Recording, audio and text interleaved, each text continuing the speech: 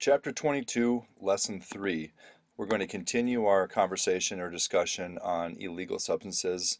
So we're going to talk about many different types of drugs in here.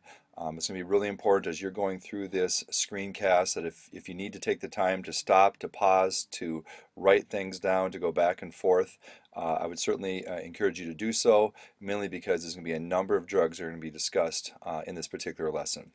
As we move here, as you guys can see on this particular screen, the first vocab word right at the top is looking at what actually is a psychoactive drug. The definition of a psychoactive drug are chemicals that affect the central nervous system and alter activity in the brain. So in a nutshell, any drug that's going to have an effect on the central nervous system, whether it speeds it up, it slows it down, it changes the way the brain is going to function, it might also change the way a person behaves. Any change in a person, mentally or physically, because of a drug, that drug is labeled or called a psychoactive drug. Now, as you can see here, there's four main groups of psychoactive drugs. The first group that you can see upper left hand are stimulants. Stimulants are any type of a substance that will speed up the central nervous system, which means heart rate will speed up, blood pressure will increase, etc. Okay, depressants, those are going to be the exact opposite. Those are going to be the types of chemicals that are actually going to slow a central nervous system. So blood pressure may drop, heart rate may drop, breathing may slow down. We have our opiates. Our opiates, a lot of them are going to be also called narcotics. These are the type of drugs that might help to actually alleviate pain. Medically, they are fantastic, but unfortunately, they're very, very addictive. And that category of drugs right now is one of the fastest growing categories of drugs, would be the opiates, the narcotics, or the painkillers. And the last one on there is hallucinogens. And these are chemicals that quite often will alter the way the brain is going to function. People can have hallucinations, paranoia. Sometimes we use the phrase or the term going on a trip. And sometimes the user may experience what they would label as a good trip or a bad trip. Many drug professionals do believe that hallucinogens might be the most dangerous category of all the drugs, simply because of the effect that they have on the mind and on the body. We have another category here that we're going to look at because there's a lot of drugs that will actually have stimulant and depressant effects, or a stimulant with a hallucinogenic effect, or the combination of a depressant with an opiate. So these are sometimes labeled as club drugs. Okay, so these are drugs that might be found at concerts, dance clubs, drug parties that are sometimes called raves. Many club drugs are also known as designer drugs because they're synthetically produced and they're made to imitate the effects of other drugs. In many hospital staff, especially people who work like in emergency rooms, they really struggle with these type of drugs because a user will come in, maybe potentially with an overdose or something like that, and it's difficult for an emergency personnel to really recognize what drug that person is on because it can imitate so many other types of drugs. So some of the drugs that fall into this category would be a drug like ecstasy, okay, or MDMA. Ecstasy has both a stimulant and hallucinogenic effect. Ecstasy is really popular in the raves and the clubs because what ends up happening is the user will want to party or dance for long periods of time. And at the same time, they're having that hallucinogenic experience. Very, very dangerous because many times the body can overheat. The person using the drug can become dehydrated, and they are very, very physically addictive. Rohypnol, sometimes known as roofies. These are colorless, odorless, tasteless drugs that will actually going to slow down the central nervous system. Sometimes this is labeled the date rape drug, primarily because of the fact that it can actually render the person unconscious and helpless. And unfortunately, when the people are in that state, especially when they've taken too much of that type of a drug, people can certainly take advantage of that, and that's where that term date rape drug has come from. GHB, gamma hydroxybutyric acid. It's a liquid, powder, tablets, capsules. Can also be used as a date rape drug as well. It reacts or works very similar in the body as just like Rohypnol does. We have ketamine, which is an anesthetic used to treat animals. It can cause hallucinations and respiratory failure. And then you also see on the very bottom there's methamphetamine and LSD as well. Now, we're going to focus right now on stimulants. I think it's important that we understand that all stimulants basically do the same thing. They speed up the central nervous system, which means blood pressure is going to increase. The heart rate's going to increase. The user's going to have to bring in more oxygen when the heart beats faster, so the user's going to start breathing a little bit faster. So there's all these different changes. The biggest difference between one stimulant to another is just how powerful that stimulant is, maybe even how addictive that is as well. So as you can see, the first one on here are amphetamines. What amphetamines might do is they might decrease your appetite. Sometimes people will use amphetamines to help with weight loss. Sometimes, like maybe within a prescription diet pill, it can cause malnutrition because once again, when someone loses just the will or the initiative to actually eat, the person might become so addictive on that drug that they simply don't eat, and all they do is they use their drug of choice. It can also cause high blood pressure, a rapid heartbeat, heart failure, death, aggressiveness, increased tolerance, and addiction. Cocaine, the next one on here. A lot of times when use cocaine, it'll be in a white powdery form. Usually it's going to be inhaled through the nasal passage, but can cause nausea, abdominal pain, malnutrition, headache, stroke, seizure, heart attack, and can also cause death as well. Exposure to HIV through contaminated needles, and very highly addictive. Some people actually take cocaine and can combine it with other solvents, and they'll use it intravenously where they're going to share needles with somebody else. Crack is actually made from cocaine, but with crack what they do is they create it use it with other solvents as well. So they turn that white powder that people are familiar with cocaine, and they actually turn it into a solid. And then the user will actually smoke it. And smoking it is actually the second fastest way to get a drug into the system. The fastest would be to shoot it up through a needle. So the user actually can feel the effect faster than if they were to snort cocaine, and the addiction is much more powerful as well. So you might see an extreme addiction with the same consequences as cocaine, rapid increase in heart rate and blood pressure, and can also cause death as well.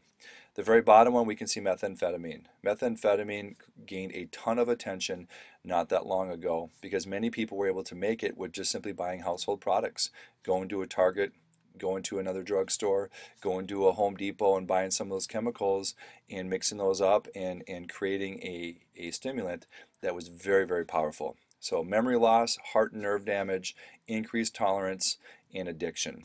The next slide will have a video that will explain methamphetamine in a little more detail. It's the drug that stops at nothing. It's taken my children, my freedom, my teeth, my looks, my ability to function in society. It has a dozen names. Crystal, Ice, Tina, Crank. Most just call it meth, short for methamphetamine. It's more powerful and cheaper than cocaine. Your typical hit can keep somebody high anywhere from 6 to 12 hours. And you can make it in your own backyard. If you can make chocolate chip cookies, then you can cook methamphetamine. Now, correspondent Lisa Ling takes an inside look at how meth works, where it's hitting and who it's hurting. We'll uncover how meth destroys its victims, body, mind, and soul. As we take an in-depth look at what many are calling the world's most dangerous drug.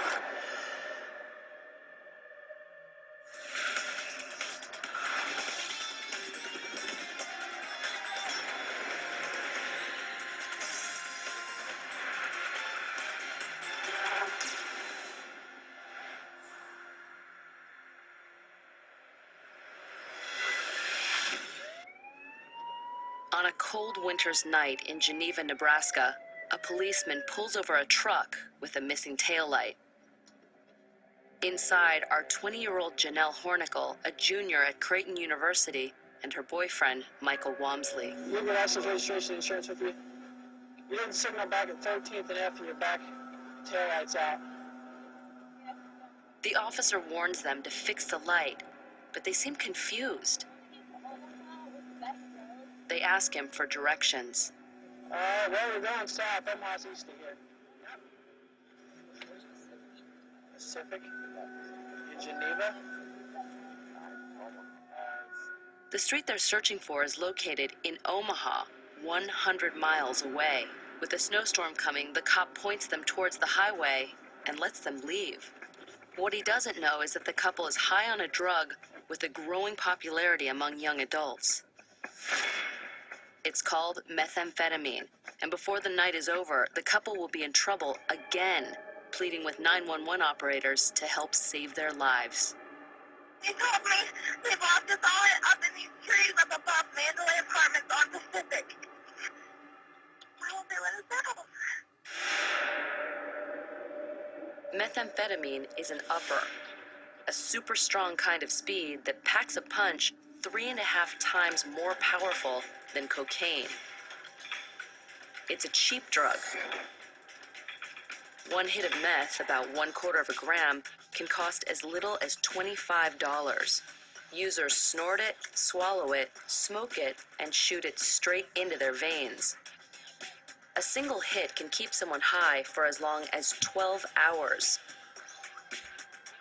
It's not surprising that in the last 10 years, meth use has exploded. In the US, the drug hit the western states first and hardest. In Oregon, nearly 10,000 meth users sought treatment in a single year. Moving eastward, the drug swept through farm states like Nebraska. 12 million Americans say they've tried meth at least once, and it's just starting to penetrate large cities in the east. Methamphetamine recognizes no borders. Its reach is global and growing. An estimated 26 million worldwide use the drug. In the dance clubs of London, it's known as a party drug, Tina. While some South African youth are hooked on a version called T. Australia is home to an estimated 70,000 meth addicts. Back in Portland, Oregon, those who've seen meth take hold over the last 15 years warn that the drug isn't just a passing phenomenon. It's sunk its teeth into this community, and it won't let go. The people that are using meth are the people who are committing the crimes in their neighborhoods.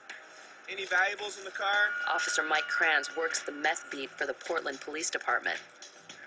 5, 6 years ago, when I worked the street, we didn't see nearly as much meth that we see now, and as much people that are high on it, or affected by it, or crime that was driven by it. We're not criminals. We work for a living. I believe you. Spread your feet out for me. Meth keeps Officer Kranz busy, pulling cars over, checking people out. He's looking for telltale signs of meth use. Friend's car, he says. Stolen goods, needles, false IDs. Meth users commit an estimated 85% of the property crimes and identity theft in Oregon. Now it's like the number one cause of crime. If you talk to people, somehow their life's being affected by meth. Is meth a big problem in this neighborhood?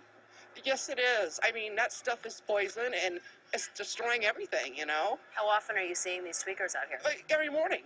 I mean, all the time. You know, they're just messed up because that's poison that they're putting in their bodies, you know, straight poison. In Portland jails, 1 in 4 inmates test positive for meth when arrested. Your mind goes first. You know, your mind be the first thing to go. You start talking about things that ain't even real. You start, seeing things. Eventually, you start hearing things. And the more you use, the worse it gets. You lose control. You cannot control this drug. I've been clean since only the 6th of this month. One of those witnessing the flood was Deputy Brett King, a corrections officer with the Multnomah County Sheriff's Office.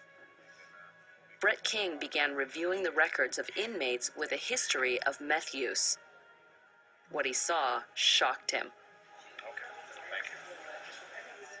In my line of work, I've seen the full gamut of drugs. Cocaine, heroin, LSD, PCP, marijuana, alcohol. But methamphetamine in particular got my interest and concerned me because it's so insidious. There isn't anyone it doesn't touch. It blows away anything else out there.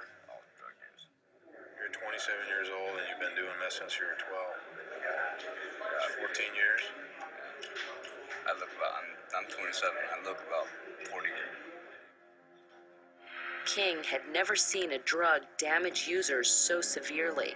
These people looked like the living dead.